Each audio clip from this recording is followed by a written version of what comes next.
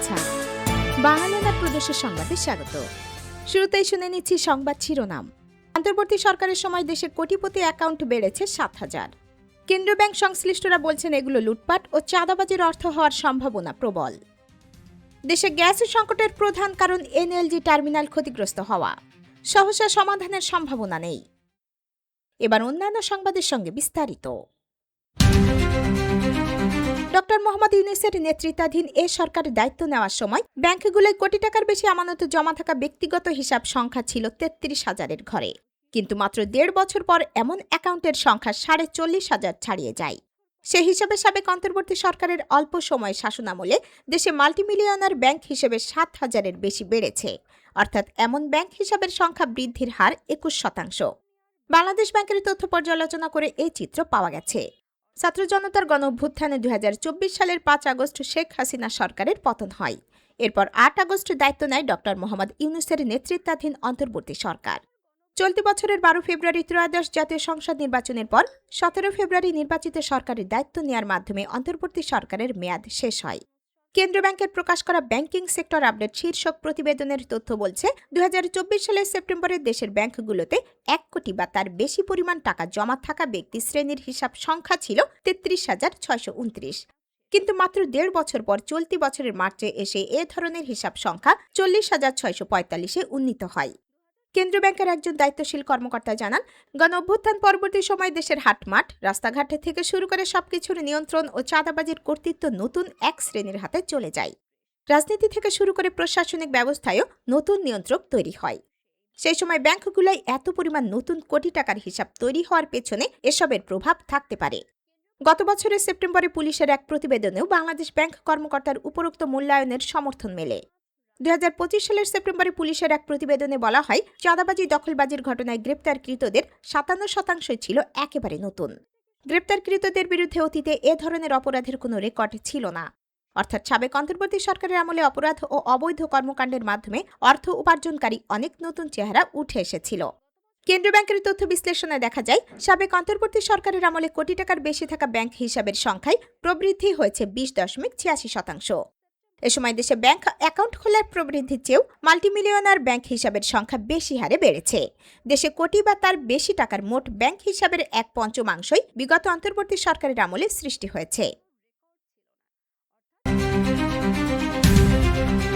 বাংলাদেশের স্বরাষ্ট্রমন্ত্রী সালাউদ্দিন আহমেদ বলেছেন, দেশটির সংবিধানে রাষ্ট্রপতিকে বিশেষ সুবিধা দেওয়া হয়েছে, যার ফলে তার বিরুদ্ধে আদালতে ফৌজদারি আইনে মামলা করা যায় না।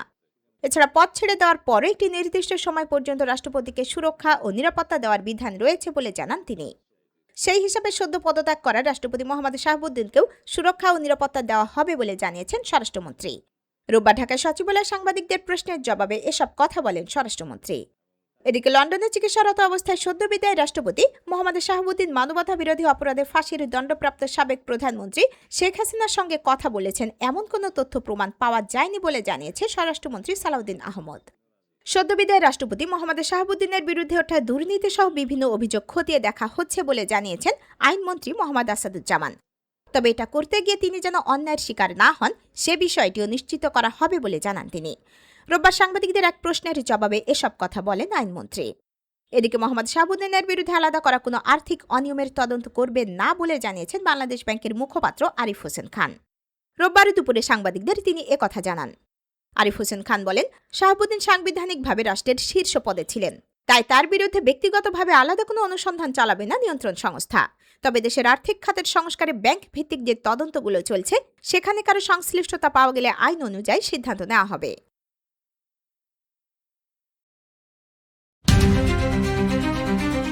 মহেশখালীতে মার্কিন কোম্পানি এক্সিলারেট এনার্জির ভাসমান এলএনজি টার্মিনালে অগ্নিকাণ্ডে একটি বয়লার ক্ষতিগ্রস্ত হওয়ায় রূপান্তর প্রক্রিয়া বন্ধ রয়েছে। যুক্তরাজ্য ও আরব আমিরাতের বিশেষজ্ঞ দল কাজ করলেও এটি এখনও চালুর উপযোগী হয়নি। পেট্রোবাংলা জানিয়েছে, মেরামত শেষ না হওয়া পর্যন্ত সরবরাহের সুনির্দিষ্ট সময়সীমা বলা যাচ্ছে না। দেশে দিনে ৩৮০ কোটি ঘনফুট চাহিদার বিপরীতে সরবরাহ ২১৫ কোটি ঘনফুটের নিচে নেমে এসেছে। মোট চাহিদার প্রায় ৩৫-৪০% এলএনজি নির্ভর হওয়ায় এই ঘাটে বিদ্যুৎ উৎপাদন ১,৫০০ মেগাওয়াট কমেছে। ফলে জনজীবনে লোডশেডিং, শিল্প উৎপাদন ব্যাহত এবং বাসাবাড়িতে রান্নার চুলা বন্ধ হয়ে চরম ভোগান্তি দেখা দিয়েছে। জ্বালানি বিশেষজ্ঞদের মতে দেশি গ্যাসের উৎপাদন হ্রাস এবং বিকল্প হিসেবে স্থলভাগে স্থায়ী টার্মিনাল না বানিয়ে অতিরিক্ত এলএনজি নির্ভরতার কারণেই মূলত এই সংকট কাটাতে বেগ পেতে হচ্ছে।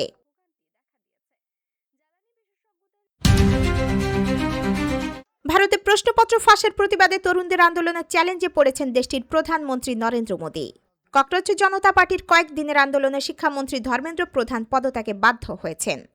এরপর আরও দাবি জানিয়ে আন্দোলনে স্থগিত করে সিজেপি। বিশ্লেষকরা বলছেন ধর্মেন্দ্র প্রধানের পদত্যাগ সিজেপির স্পষ্ট রাজনৈতিক বিজয়। সংগঠনের তরুণ সমর্থকেরা র‍্যাপ গান, পোস্টার ও দেয়াল লিখনের মাধ্যমে প্রকাশ্যে নরেন্দ্র মোদীকে ব্যঙ্গ করেছেন। 2014 সালে মোদী ক্ষমতাসীন হওয়ার পর থেকে এমন দৃশ্য কখনো দেখা যায়নি। লন্ডনের সোয়াস বিশ্ববিদ্যালয়ের নৃতত্ত্বের অধ্যাপক সঞ্জয় শ্রীবাস্তব বলেন, আন্দোলনে অংশ নেওয়া অনেকেই আগে মোদীর সমর্থক ছিলেন। সমাজের বড় অংশ এখন প্রশ্ন তুলছে, বিজেপি দেশের জন্য সবসময় ভালো। এই ধারণা এখন আর টিকছে না।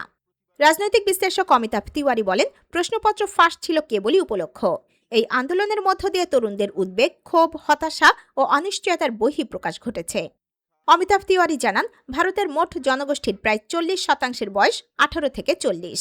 বর্তমানে লোকসভার মাত্র 10% সদস্য এই বয়সসীমার, অথচ 1950-এর দশকে এই হার ছিল দ্বিগুণের বেশি। বর্তমান কেন্দ্রীয় মন্ত্রিসভার সদস্যদের গড় বয়সও 60 বছরের বেশি।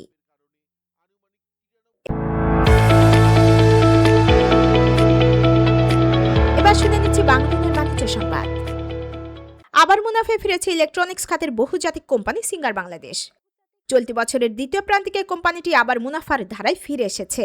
বছরের দ্বিতীয় প্রান্তিকে কোম্পানিটি মুনাফা করেছে প্রায় 14 কোটি টাকা। গত বছরের একই প্রান্তিকে কোম্পানিটি 31 কোটি টাকা লোকসান করেছিল। চলতি বছরের জানুয়ারি-মার্চ প্রান্তিকেও কোম্পানিটি বড় অঙ্কের লোকসান করেছিল। ওই 3 মাসে কোম্পানিটি লোকসান করেছিল প্রায় 56 কোটি টাকা। সিঙ্গারের আর্থিক প্রতিবেদন বিশ্লেষণে দেখা যায়, বড় অঙ্কের লোকসান কাটিয়ে আবারও কোম্পানিটির মুনাফায় ফিরে আসার পেছনে বড় ভূমিকা রেখেছে সুদ বাবদ খরচ কমে যাওয়া এবং ব্যাংকে রাখা অর্থের বিপরীতে সুদ আদায়। পাশাপাশি ব্যবসাও বেড়েছে। চলতি বছরের দ্বিতীয় প্রান্তিকে সিঙ্গার ব্যবসা করেছে 837 কোটি টাকার। গত বছরের একই সময় যার পরিমাণ ছিল 811 কোটি টাকা।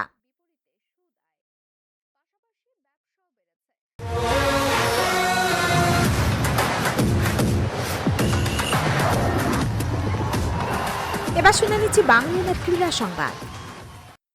রিয়াল মাদ্রিদের সঙ্গে ভিনিসিয়াস জুনিয়রের নতুন চুক্তি নিয়ে অনিশ্চয়তার সুযোগ নিতে চায় আর্সেনাল। প্রিমিয়ার লিগের বর্তমান চ্যাম্পিয়নরা ব্রাজিলিয়ান এই ফরোয়ার্ডের পরিস্থিতির ওপর নজর রাখছে এবং চুক্তি নবায়নের সমঝোতা না হলে তাকে দলে নেওয়ার চেষ্টা করতে পারে। দ্য অ্যাথলেটিক এ তথ্য জানিয়েছে। প্রতিবেদন অনুযায়ী আর্সেনাল 26 বছর বয়সী ভিনিসিয়াসকে আক্রমণ ভাগ শক্তিশালী করার অন্যতম অপশন হিসেবে দেখছে। তবে ক্লাবের আগ্রহ এখনো প্রাথমিক পর্যায়ে এবং কোনো আনুষ্ঠানিক প্রস্তাব করা হয়নি। দুই ক্লাবের মধ্যে কোনো আলোচনাও হয়নি। তবে দ্য অ্যাথলেটিক জানিয়েছে আর্সেনালের ভেতরে ভিনিকে নিয়ে আগ্রহ রয়েছে।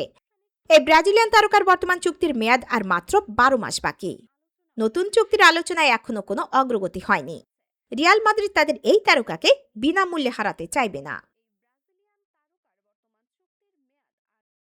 বাংলাদেশের প্রদেশের সংবাদ শেষ হলো। ধন্যবাদ।